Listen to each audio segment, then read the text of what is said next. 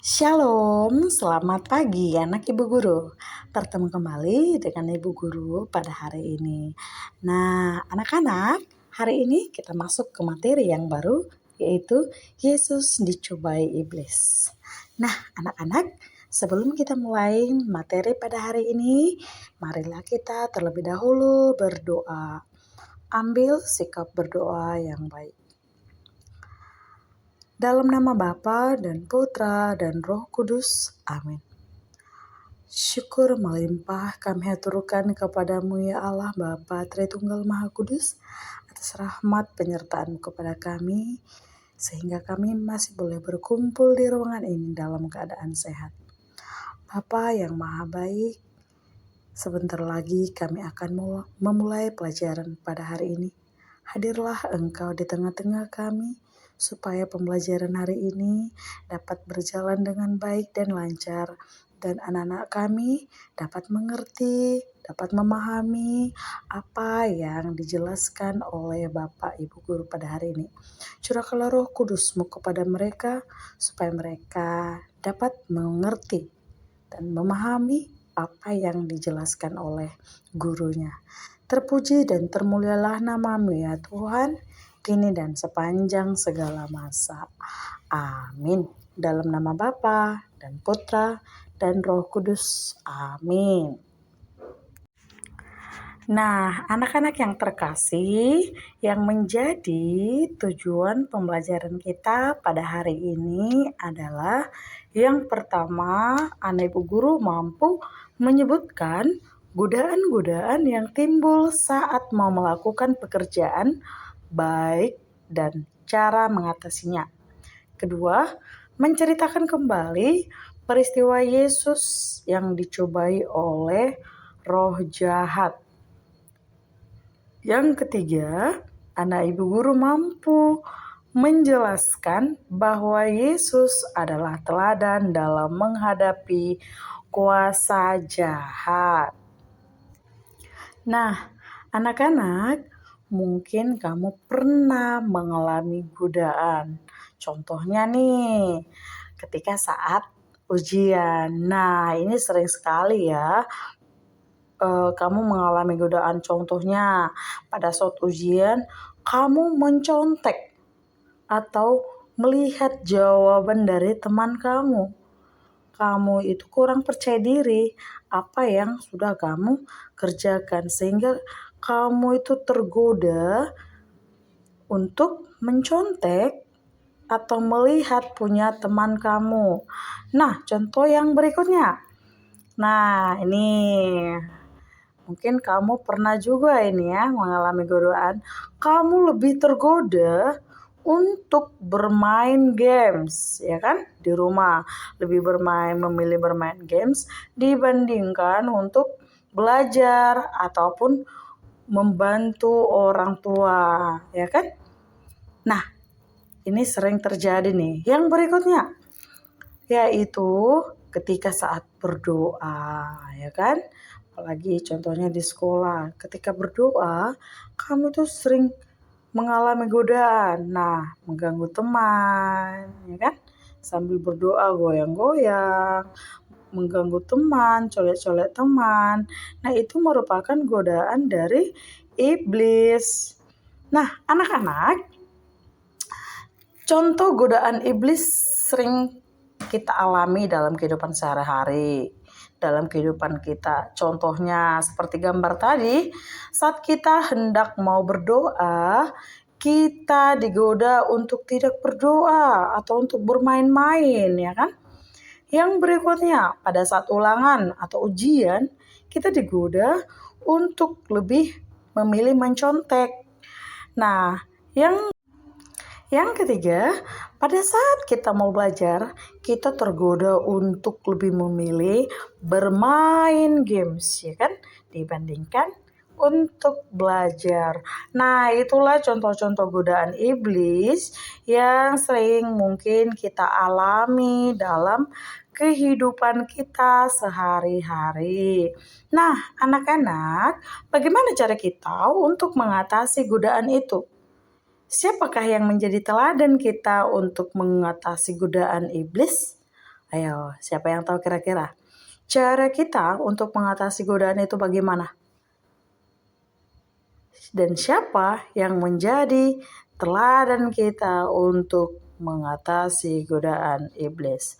Nah, untuk menjawab pertanyaan itu, marilah kita membaca kutipan dari Injil Matius bab 4 ayat 1 sampai 11. Pencobaan di padang gurun. Maka Yesus dibawa oleh Roh ke padang gurun untuk dicobai iblis. Dan setelah berpuasa 40 hari dan 40 malam, akhirnya laparlah Yesus. Lalu datanglah si pencoba itu dan berkata kepadanya, "Jika engkau anak Allah, perintahkanlah supaya batu-batu ini menjadi roti." Tetapi Yesus menjawab, "Ada tertulis, manusia hidup bukan dari roti saja, tetapi dari setiap firman yang keluar dari mulut Allah." Kemudian iblis membawanya ke kota suci dan menempatkan dia di bubungan bait Allah. Lalu berkata kepadanya, "Jika engkau anak Allah, jatuhkanlah dirimu ke bawah, sebab ada tertulis mengenai engkau, Ia akan memerintahkan malaikat-malaikatnya, dan mereka akan menatang engkau di atas tangannya, supaya kakimu jangan terantuk kepada batu." Yesus berkata kepadanya, "Ada pula tertulis, janganlah engkau mencobai Tuhan Allahmu." Dan iblis membawanya pula ke atas gunung yang sangat tinggi dan memperlihatkan kepadanya semua kerajaan dunia dengan kemegahannya, dan berkata kepadanya, "Semua itu akan kuberikan kepadamu jika engkau sujud menyembah Aku." Nah, anak-anak, demikianlah kisah Yesus yang dicobai iblis di padang gurun. Nah, padang gurun itu melambangkan adalah sebuah penderitaan. Tuhan Yesus berpuasa itu tidak makan dan juga tidak minum selama 40 hari dan 40 malam. Jadi, iblis menggoda Yesus setelah Yesus berpuasa 40 hari dan 40 malam. Jadi, Yesus itu dicoba iblis sebanyak 3 kali. Nah, anak-anak, godaan pertama Yesus yaitu Yesus disuruh untuk mengubah batu menjadi roti. Godaan ini berhubungan dengan makanan atau perut. Jawaban Yesus atas godaan ini yaitu manusia tidak hidup dari roti saja, melainkan dari sabda Allah. Godaan kedua yaitu Yesus disuruh untuk menjatuhkan diri dari atas bubungan bait Allah. Godaan ini berhubungan dengan kekuasaan. Jawaban Yesus atas godaan ini adalah, "Jangan engkau mencobai Tuhan Allahmu." Godaan ketiga adalah Yesus disuruh untuk menyembah iblis sehingga segala keindahan dunia diberikan kepadanya. Godaan ini berhubungan dengan kenikmatan. Jawaban Yesus atas godaan ini adalah, "Engkau hanya menyembah Tuhan Allahmu dan hanya kepada Dialah engkau bertobat." Kenikmatan atau kesenangan merupakan keinginan semua orang. Demi mendapatkan kesenangan orang-orang pada lupa untuk berbuat baik.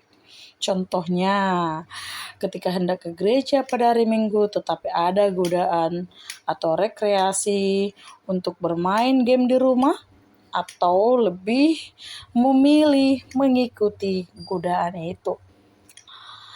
Nah, anak-anak, bagaimana cara kita mengatasi godaan itu? Cara mengatasinya adalah yang pertama, kita harus rajin berdoa. Yang kedua, rajin membaca kitab suci. Dan yang ketiga, kita harus lebih mendengarkan suara hati kita, yaitu suara hati yang berasal dari Allah. Oke, demikian anak-anak pembelajaran hari ini. Semoga kamu bisa mengerti dan memahami apa yang sudah Ibu Guru jelaskan. Oke, terima kasih. Shalom.